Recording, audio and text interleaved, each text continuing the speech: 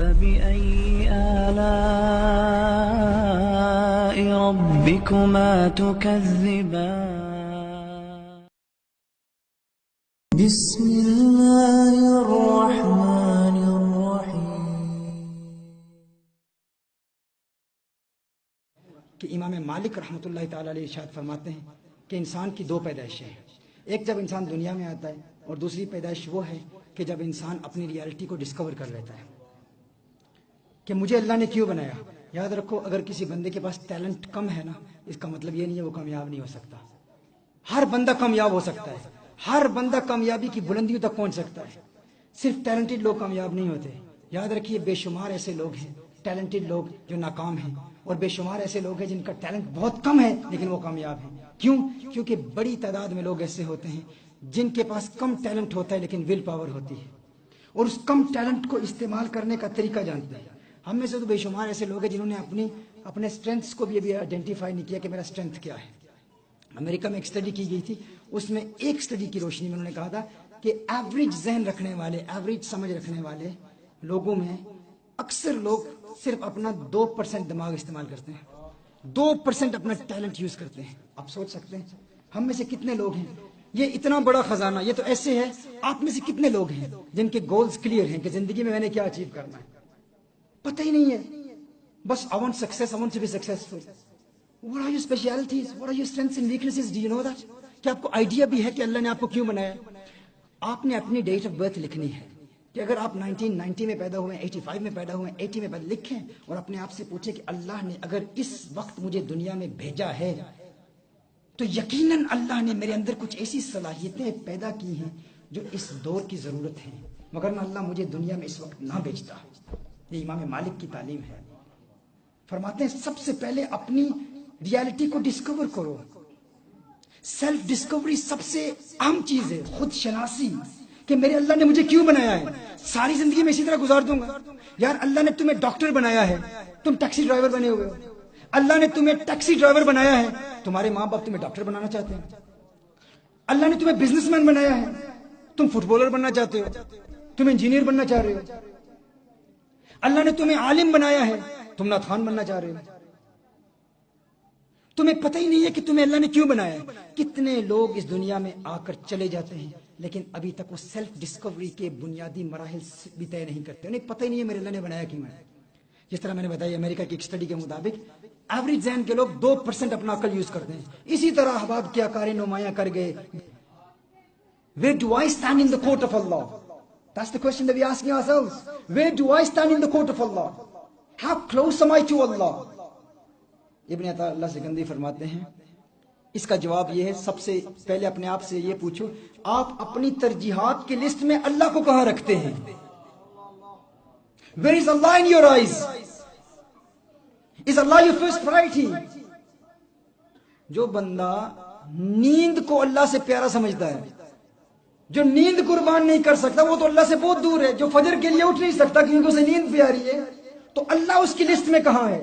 تو یہ پوچھتا ہے کہ میں اللہ کے کتنا قریب ہوں. جو یہ پوچھتا ہے کہ میں اللہ کی بارگاہ میں کتنا قریب ہوں کتنا دور ہوں، پہلے یہ پوچھو کہ اللہ تمہاری ترجیحات کی لسٹ میں کہاں ہے.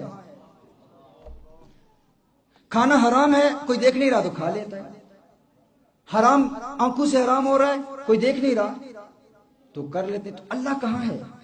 The presence of Allah, where does that stand in your eyes? جہاں آپ نے اللہ کو رکھا ہے اللہ نے آپ کو وہیں رکھا ہے. اگر گناہ کا موقع ملتا ہے، آپ کچھ حرام دیکھ رہے ہیں، آپ کو اللہ فوراً یاد آ گیا اور آپ نے نہیں دیکھا تو پتہ چلا آپ اللہ کے قریب ہیں.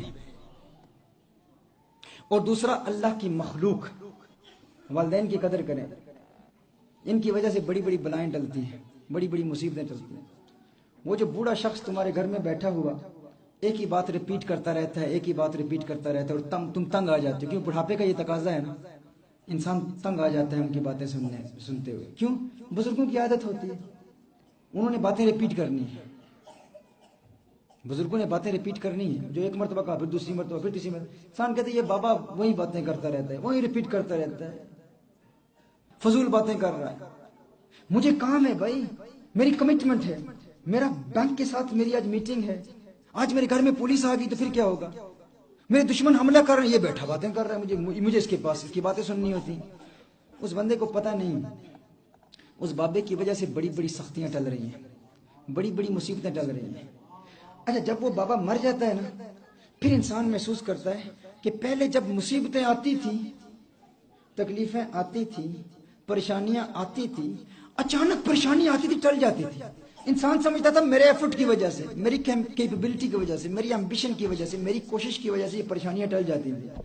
اس اللہ کے بندے کو پتا نہیں وہ تیری کوشش کی وجہ سے نہیں تھی, وہ تیرے گھر میں ایک بابا بیٹھا تھا, ایک بوڑھی عورت بیٹھی تھی, ایک بوڑھا شخص بیٹھا تھا جس کی تم نے قدر نہیں کی, لیکن صرف اس کے ہونے کی وجہ سے بڑی بڑی مصیبتیں ٹل جاتی تھی. اب جو ہی وہ مر گیا نا, تو اس وقت انسان حیران ہوتا ہے کہ اب پولیس آئی وہ گئی نہیں, اب کسی نے مجھ پر کوئی کیس کیا تو میں ناکام کیوں ہو گیا. پہلے کسی طریقے سے مصیبت ٹل جاتی تھی, ٹلتی کیوں نہیں ہے؟ وہ کیوں نہیں ٹلتی ہیں؟ کیونکہ وہ بابا مر گیا ہے. وہ جس کی وجہ سے مصیبتیں ٹلتی تھی آج وہ چلا گیا ہے. جب تک وہ موجود ہے اس کی قدر کرو. تم سمجھتے ہو تم اپنے ایفرٹ سے باہر جاؤ گے, ملاقاتیں کرو گے, لوگوں سے میٹنگز کرو گے, اپنی مصیبتیں ٹالو گے. بھائی جتنی محنت تم باہر کر رہے ہو, اس بابے کے چڑچڑے پن اور اس کی ضد والی باتوں کو پیار سے بیٹھ کر سنتے رہو, ادب سے سنتے رہو. خدا کی قسم تم اس سے محبت کے ساتھ اس کا سہارا بن کے تم صرف اس کی باتیں ہی سن لو, اس کے دعا کے لیے نہ بھی کہو, تمہاری بڑی بڑی دنیا کی مصیبتیں ٹل جائیں گی. اپنے چھوٹے بچوں کی باتیں سنتے ہو نا, وہ ضد کرتے ہیں. تمہارا چھوٹا بچہ کہتا ہے امی ابو, ایک ہی بات 10 مرتبہ مانتا ہے, تم اس کی بات سنتے ہو, اس کی قدر بھی کرتے ہو. کیوں بھائی؟ بوڑھے اور بچے کی عادتیں بالکل ایک جیسی ہوتی ہیں نا.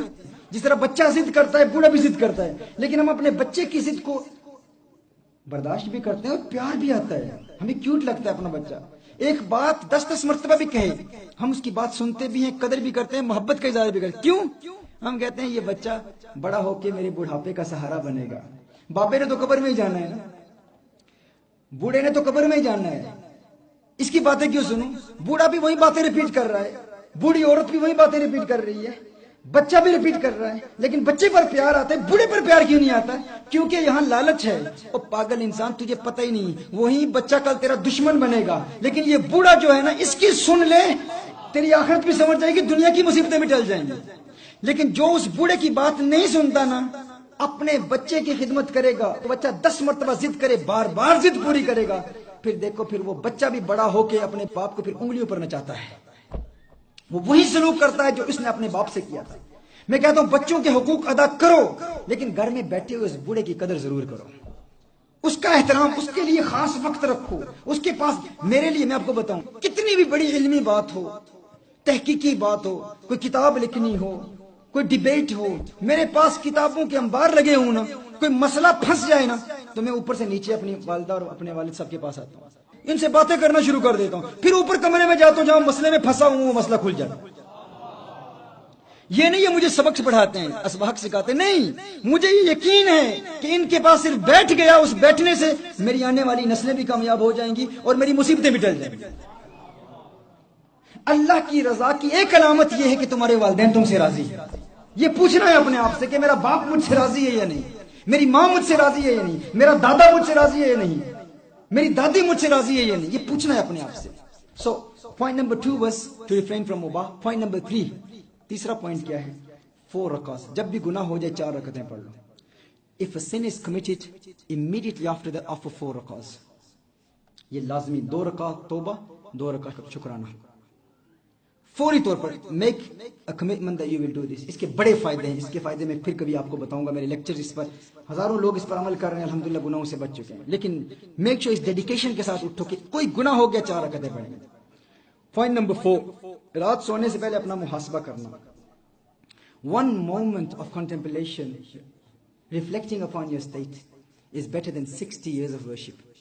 رات سونے سے قبل اپنے پورے دن کے اعمال کو یاد کریں اور اللہ کا شکر ادا کریں. آج فجر کی نماز ادا کی تھی, یا اللہ میں نے اپنی ہمت سے نہیں کی, تیرے کرم سے کی, یا اللہ تیرا شکر ادا کرتا ہوں.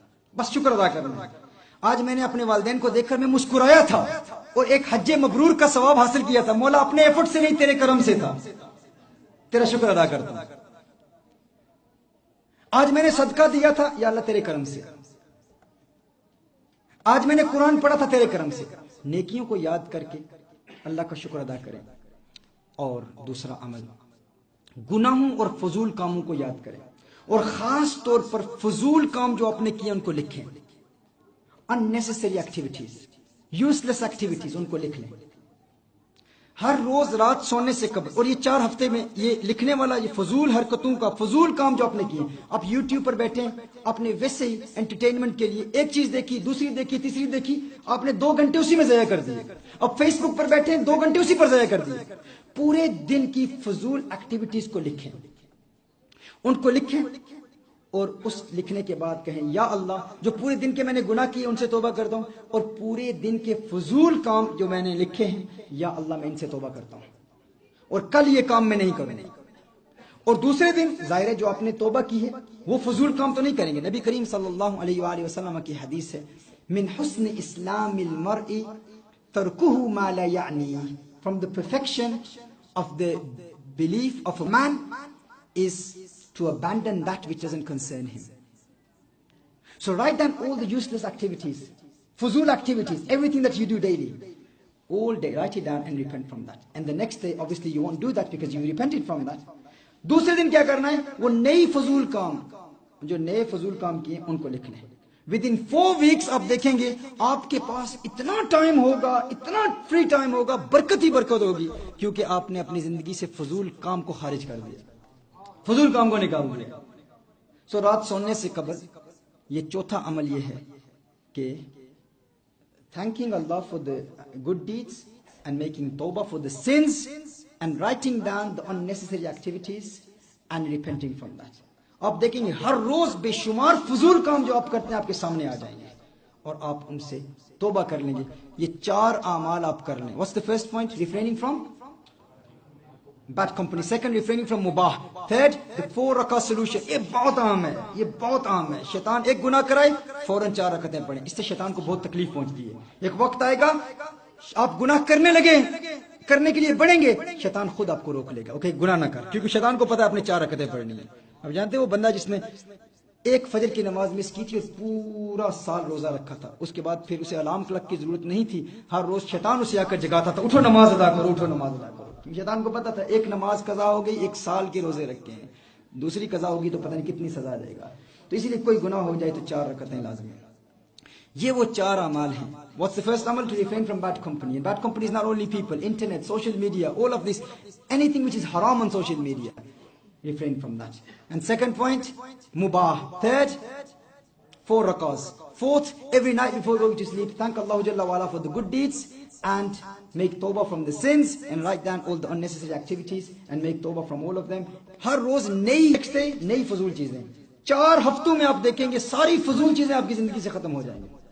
جب یہ آپ ان باتوں پر عمل کریں گے آپ دیکھیں گے آپ کے دل کی دنیا آباد ہوگی, آپ کا دل مسرت محسوس کرے گا, خوشی محسوس کرے گا, نیکیوں سے پیار ہوگا, اور پھر گناہ ہو جائے تو دل میں تکلیف محسوس ہوگی, اور اللہ کے پیاروں کی سنگت اختیار کریں. اللہ جل وعلا اس پیغام محبت کو عام کرنے کی توفیق عطا فرمائے. نبی کریم صلی اللہ علیہ وسلم کا سچا پیار عطا فرمائے.